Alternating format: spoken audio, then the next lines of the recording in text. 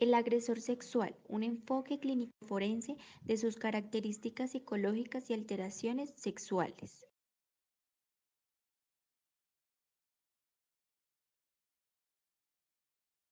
Francisco Gerardo Matamoros Pérez.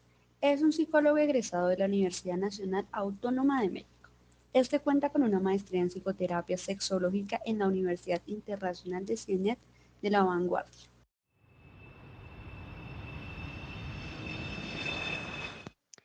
La agresión sexual se ha caracterizado por ser un problema a lo largo de la historia y hasta en nuestros días.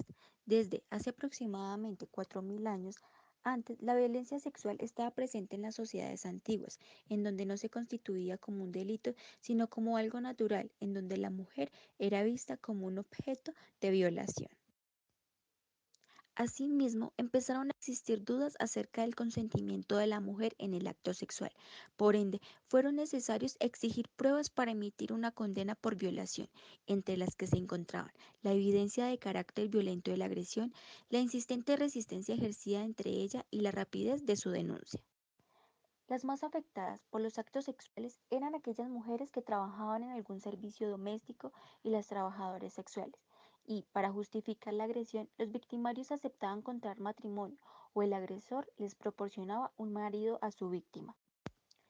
Por otro lado, en la antigüedad clásica estuvo la pedofilia, así como el incesto, donde los judíos recurrían al matrimonio entre hermanos del mismo padre, pero no de la misma madre.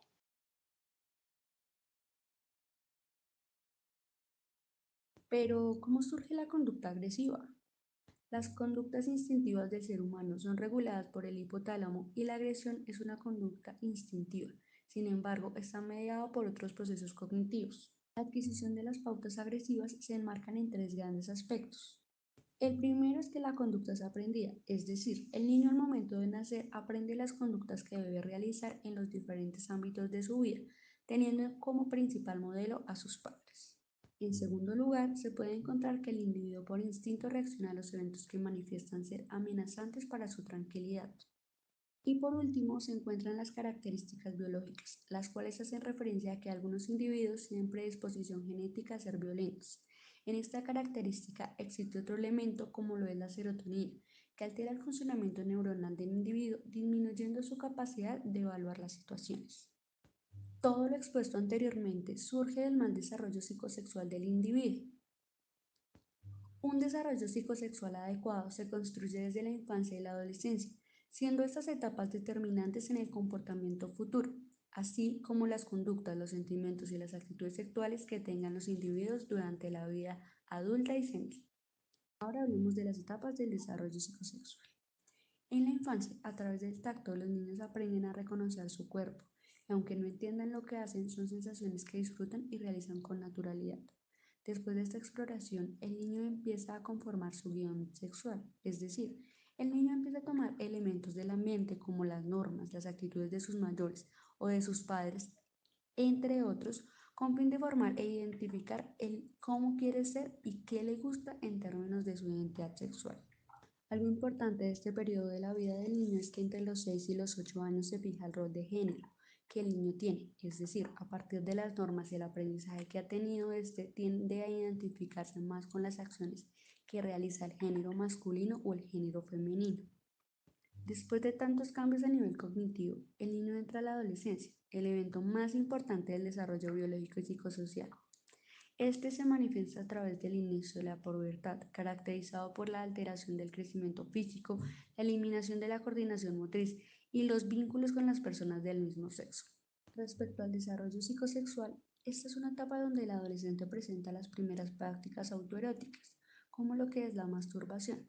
Esta es una actividad donde el niño busca obtener gratificación sexual. Con esta conducta, el adolescente, además de la gratificación sexual, busca conocerse a sí mismo como una persona sexual, el cual tiene un cuerpo diferente que le permite experimentar sensaciones desconocidas y placenteras.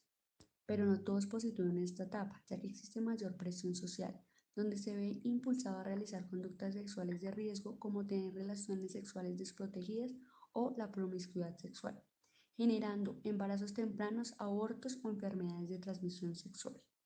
Un elemento clave dentro de estas etapas es la educación sexual para que el niño no crezca pensando negativo sobre sí mismo.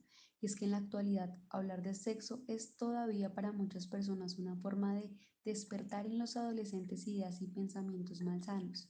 Creen que al ocultar los temas sexuales dejan de existir los problemas asociados con ellos. Las consecuencias de evitar la educación sexual pueden ser trastornos y anormalidades, lo que debe orientarse oportunamente a los adolescentes y jóvenes.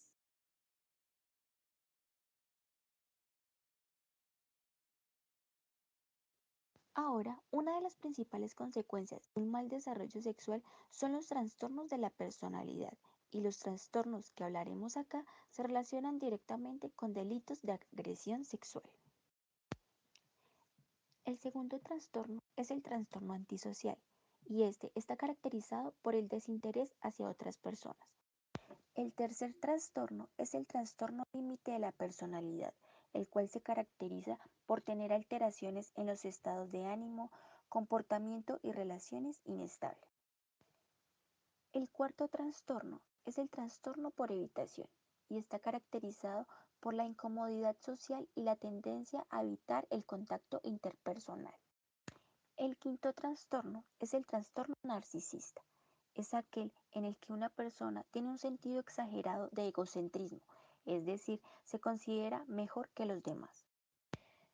Finalmente, encontramos el trastorno esquizoide de la personalidad y está caracterizado por una afección en la que el enfermo evita las actividades sociales y la interacción con otras personas.